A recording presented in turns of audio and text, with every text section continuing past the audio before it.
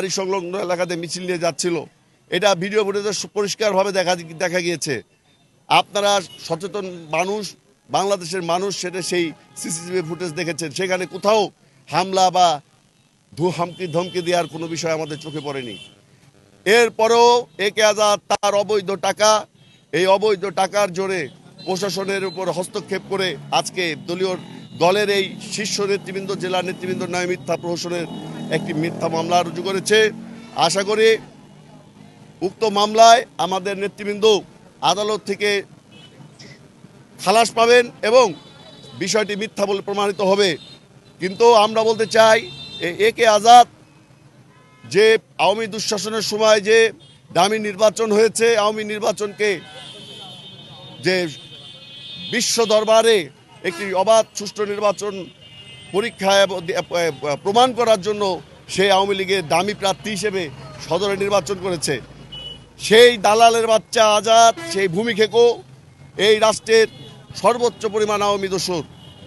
সেই দোসরের দ্বারাই দায়ের করা মামলায় আজকে জাতীয়তাবাদের পরীক্ষিত সৈনিকেরা আজকে আসামি। অত্যন্ত দুঃখ এবং ভারাক্রান্ত মন নিয়ে বলতে চাই, জুলাই বিপ্লব একটি দলের জন্য হয় নাই। জুলাই বিপ্লবের পিছনে মানুষের আর্তনাদ কাজ করেছে। জুলাই বিপ্লব সংগঠিত হয়েছে এদেশের হাজার হাজার মানুষের খুনের বিনিময়ে, হাজার হাজার মানুষের গুমের বিনিময়ে, হাজার হাজার মানুষের জেল জুলুমের বিনিময়ে। আজকে এই দোসরদের দালালি যারা করছে তাদেরকে হুঁশিয়ার করে বলতে চাই, ভাঙ্গা থেকে আপনারা ভালো হয়ে যান, অনতি বিলম্বে ভালো হয়ে যান।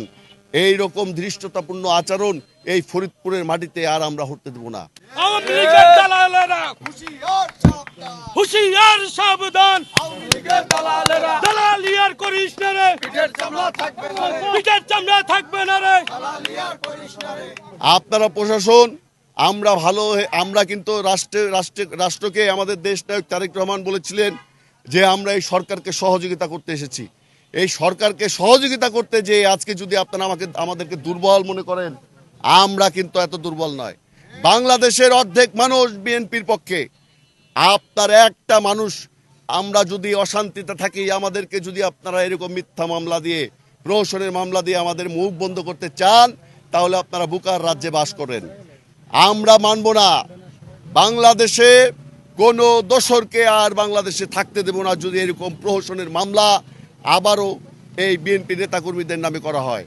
একটা মানুষকেও কিন্তু আমরা সুস্থ থাকতে দেব না। যারা দোসরদের দালালি করেন তাদেরকে কিন্তু আমরা ঘর থেকে টেনে এনে বিচারের সম্মুখীন করব। জনগণের বিচার, জনগণের রায়। এই জুলাই বিপ্লব সংগঠিত হয়েছে এই দোসরদের বিরুদ্ধে। জুলাই বিপ্লব সংগঠিত হয়েছে একটি বৈষম্যহীন রাষ্ট্র ব্যবস্থা পরিচালনা করার স্বার্থে। অতএব এই জুলাই বিপ্লবকে আমরা ব্যর্থ হতে দেব না। আমরা দেশ নায়ক তারেক রহমানের 31 দফাকে ব্যর্থ হতে দেব না।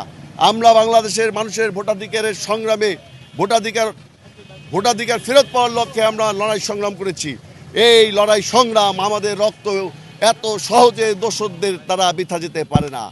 জুলাই বিপ্লবে আমাদের ভূমিকা ছিল বলতে, আমরা ধরেন রাজপথে সাধারণ